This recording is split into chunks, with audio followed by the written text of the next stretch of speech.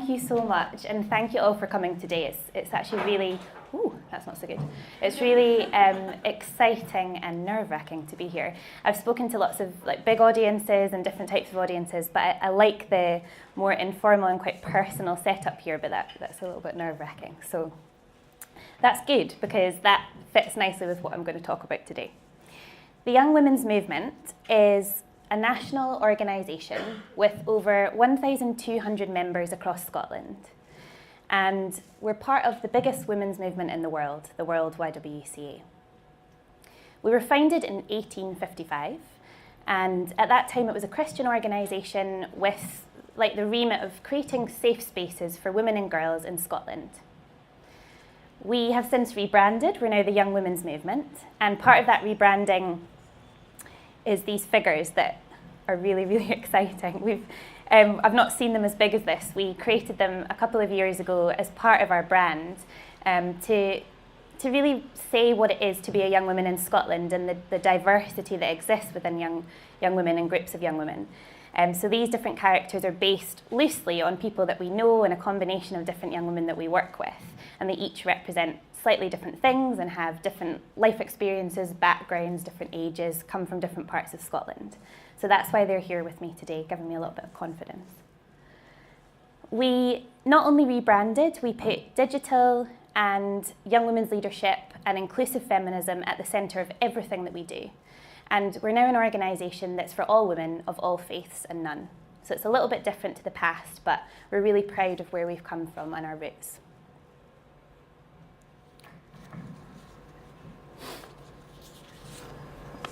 We exist because Scottish society is not equal, and the world as a place to live is not an equal place.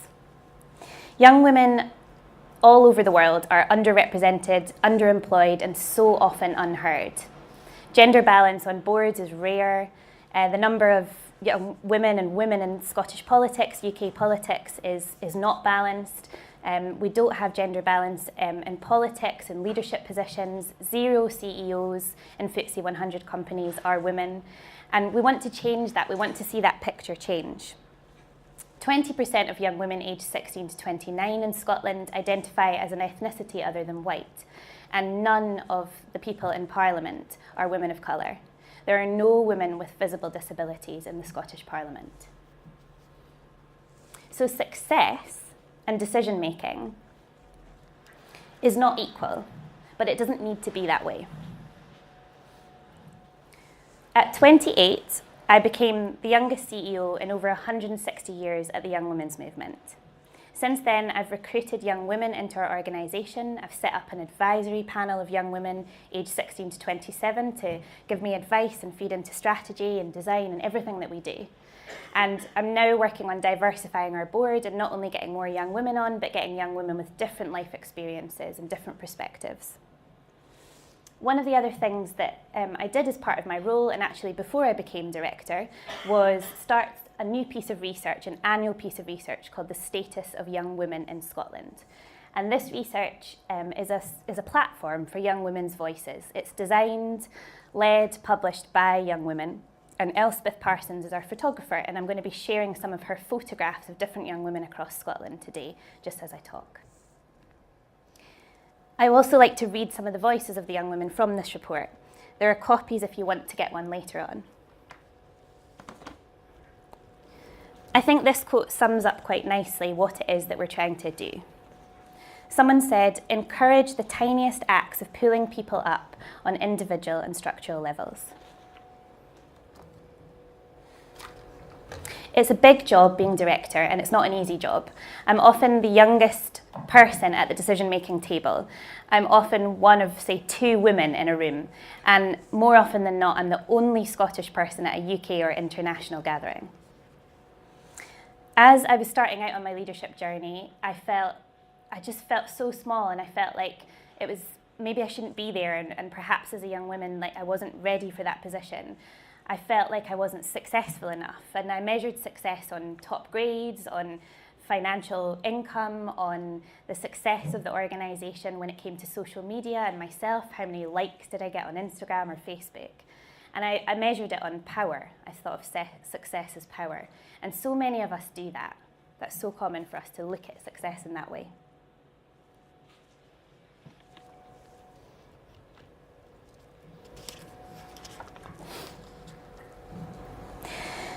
There's this big thing now, a total battle with social media presence, where everything's got to be rosy.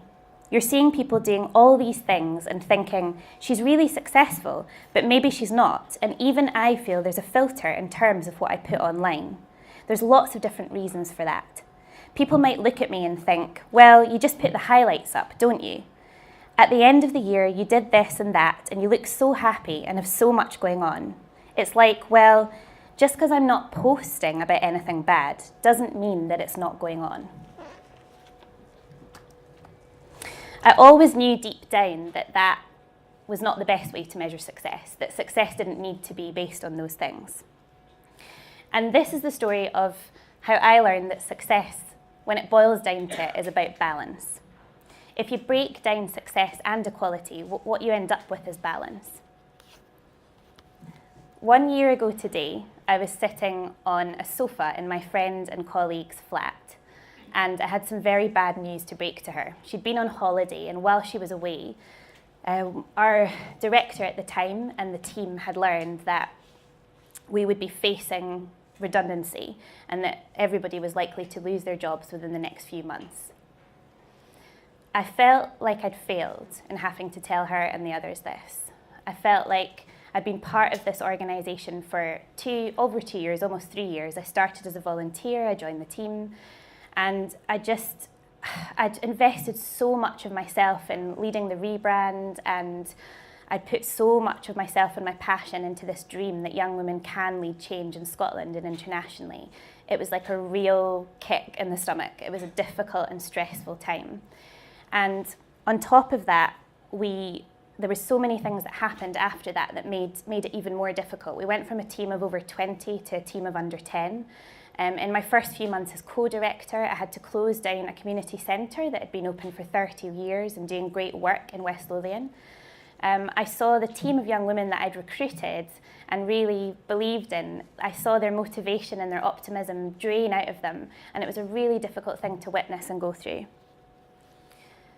Due to some personal difficulties in my life at the time, I was then signed off work for an extended period due to clinical depression and anxiety. And that was a real life-changing point for me. It was a really big turning point for me and also on reflection for the organisation.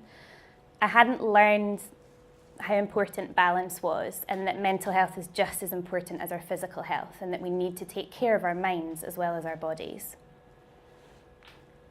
During that time off, I learned just that. I had to go back to basics, and I had to take one step at a time, every hour at a time, and then every day at a time, and then I gradually returned to work and into the mess that existed and some of the people that had left and were going, and a really negative atmosphere in the office.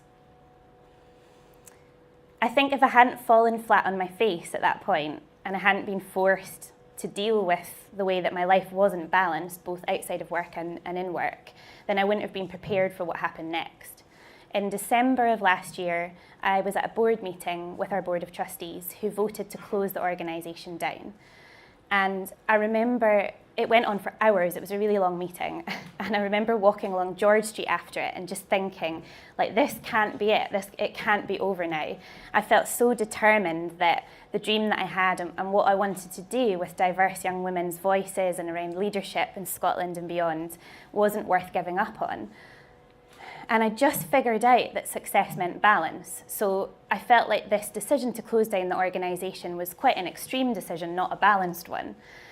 And so I got up the next morning very early, and I'm not a morning person, I'm just putting it out there. So that was a big deal. That's the biggest part of the story. And also I'm here today, which, yeah. Thanks for coming too and being here. I've got a great badge that says you got up too. I got up early and I went through to Glasgow, and that week, I think it was a couple of weeks actually at the time, I went every single day to Glasgow, and I met with our lawyers, I met with board members, I approached potential investors. We already had an existing relationship with another organisation that has a big turnover and does fantastic work in Scotland. And that's my phone smashed again, I think. And I just knew that it couldn't be the end of that story, and I just knew that everything that that organisation had given me as a young leader is something that I wanted to give to others. And so I went hard, and I went every single day, and I worked long hours, and I really was doing it by myself because I didn't want the team to feel the burden of that. At the time, I was worried about what everyone had already been through and what impact it might have if it didn't work. So I kept going, and I kept going, and I kept going. And one of the quotes that I'd like to read out now is probably something that stuck with me through that time. Oops.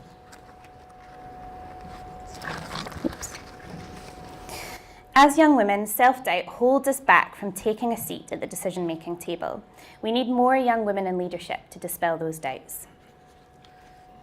That's a quote by somebody that I used to work with and admire very much. And she left at the time that this was all just after that all happened. But that's something that's really stuck with me, and I now carry through into my work and the position that I have.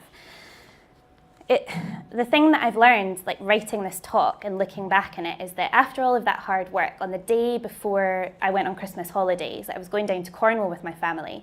And that day, I had a signed legal document in my hand and £10,000 in our bank account from this new investor. And the future was looking a little bit less scary, and I knew that we were going to be okay.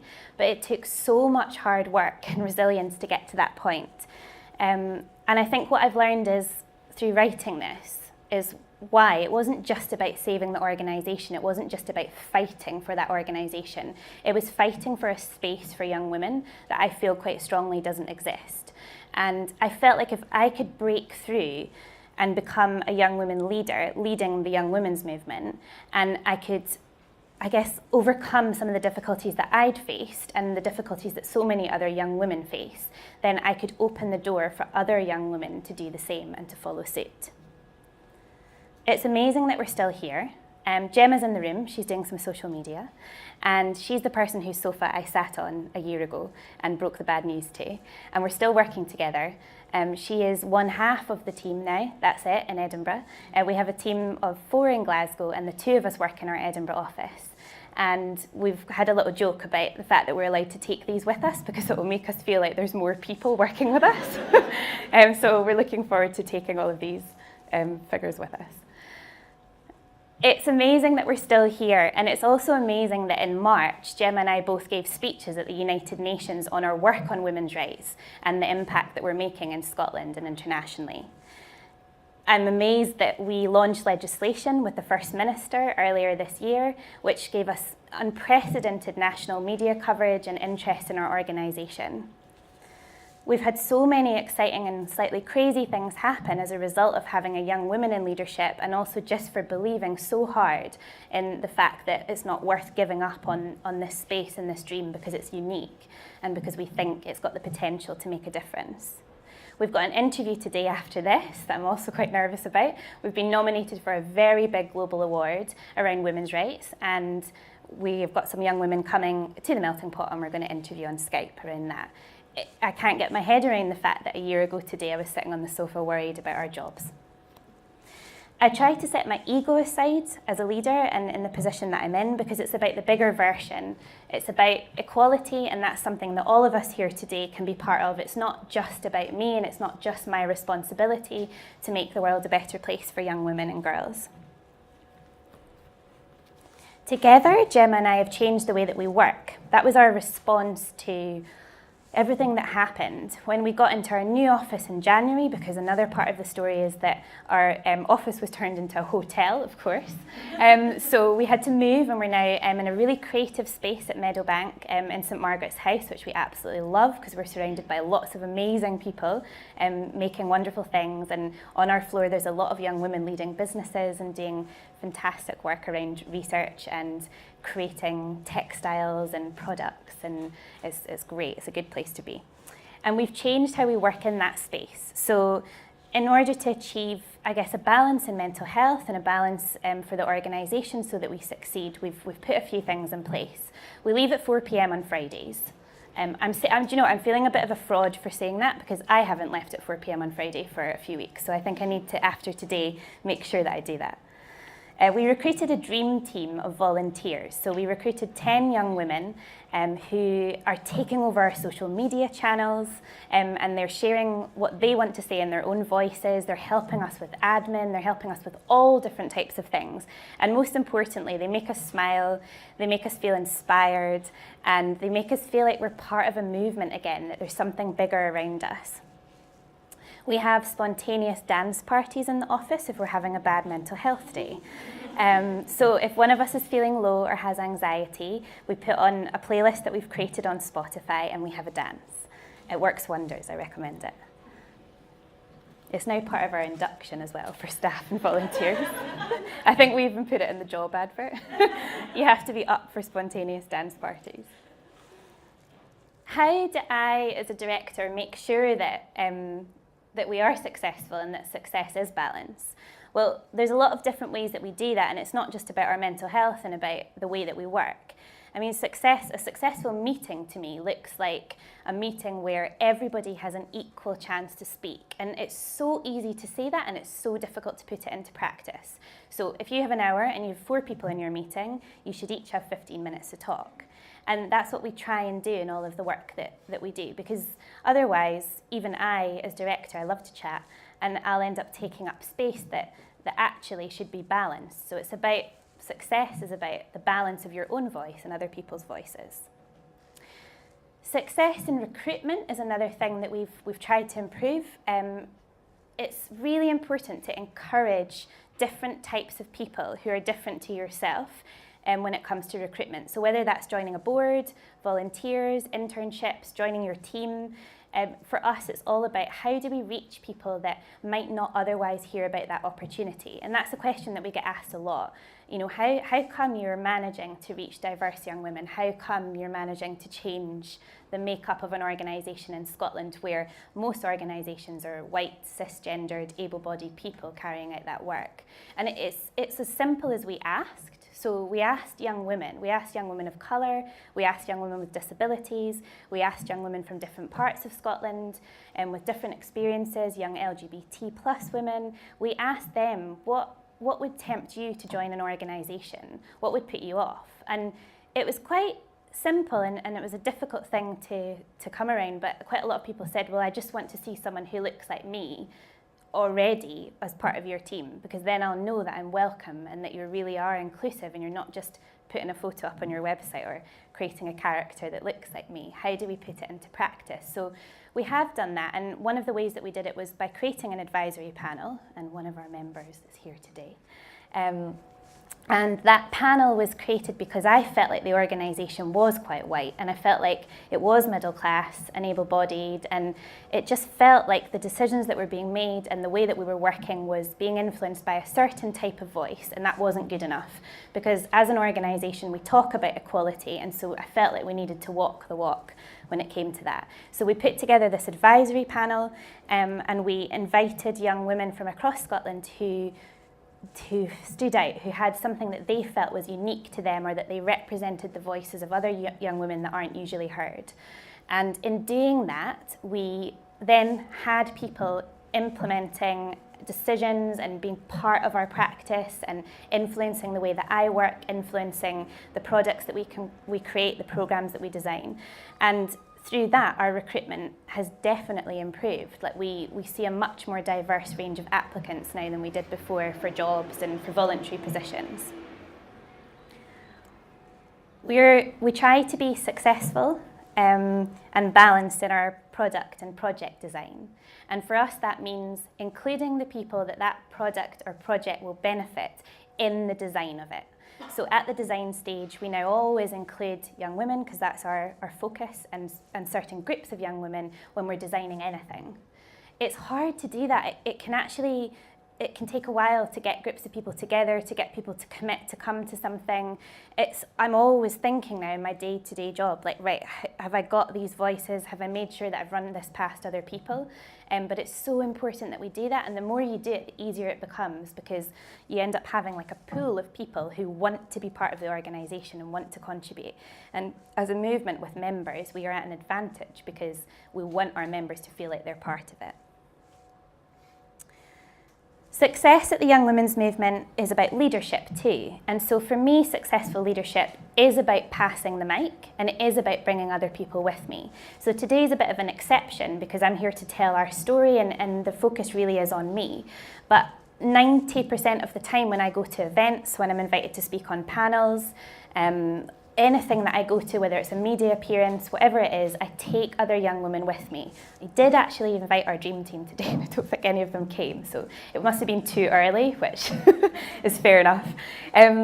But we do that because it's about the balance between your voice and other voices. And let's face it, you don't always need to be the person to speak. You don't always need to be the person to share the story. There are other people out there that you probably already know and work with and influence your work who can do that too. And one of the most inspiring things I've seen was at the UN a few years ago, and there was a campaign around passing the mic, and so people had speaker slots, and then when they were going up to speak, they actually literally passed the microphone and said, I'm not going to talk today, I'm bringing a midwife from Malawi who's going to speak about her experience on this issue. And it was so powerful, and I really carry that one with me as well, because I think, how can I do that? There are so many young women in Scotland who have got fantastic things to say, and so whether I'm reading out their quotes and their voices or they're there, I must do that. I must remember to do that. Success at the Young Women's Movement is about crying with laughter even on the worst of days. It's about laughing in the face of our mistakes and learning from our mistakes. It's about supporting each other, and we are a small team of 2, but we now have these volunteers, and we hope that things will change in future for us, and that's how we get through. And that, to me, that's a successful team, is when you're there for each other and you can see the funny side of things that go wrong. That's the first step for me towards equality, is being less hard on yourself, while at the same time acknowledging your privilege and your flaws. So in order to achieve equality, I don't think we can do it unless we work on that individual level first. So success is about balance and work and fun. It's about balance of your voice and other people's voices. It's about balance in every way that you can think of it. And I feel like as I was writing this, I thought, imagine if representation was balanced, and imagine if every decision that was made at every level was balanced, so it took into consideration all of the different perspectives that are out there in Scotland. That's how we would achieve equality. That really is. And we've got a long way to go, but that's the way it would work.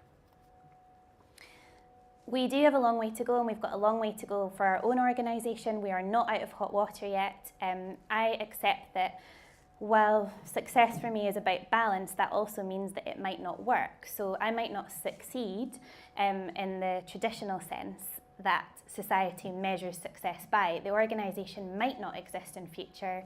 However, for me, that's not what's important. It feels like what I do in this position is the most important, how I act as a leader. And this idea that we're all responsible for equality is important, because I'll carry that into whatever I go on to do next. So all of these lessons I'll take with me, and that should be the success story. But we obviously hope and are excited about the fact that we might succeed and grow as an organisation. I've put a little butterfly under your chairs, so take one home, have a look at it. Some of them are a little bit squashed because they've been carried around all over Scotland. These butterflies came from this event that was in January, and that was when we launched our status report. We used butterflies, we folded over 250, and we used them as a symbol of transformation. So it was all about young women, that's our focus, and we were thinking about all of the difficult things that young women and women go through, and how they turn all of that suffering and that pain and those obstacles into something beautiful and into something powerful that gives them wings and lifts them up. So that's what the butterfly is about, and I think it's quite a nice symbol, and I wanted to give each of you one to reflect back and remember what I spoke about today.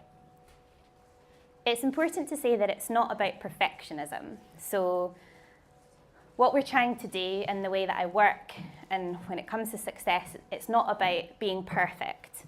These are our 10 Dream Team volunteers, by the way. I think there's 9 on here. We need to go to that dark, messy, difficult place. That's the place where mistakes are made and there's heartbreak and things go wrong and there's outrageous inequality and hard truths. And the hard truths are often that outrageous inequality is something that we're part of and that we contribute to. And I think that being self-aware and self-critical and reflecting on all of that darkness and the role that we have in upholding the discrimination and inequality that exists in Scotland and beyond, we can only get to that place of peace and creativity and motivation to help make the world a better place if we deal with that. And for me, that's balance.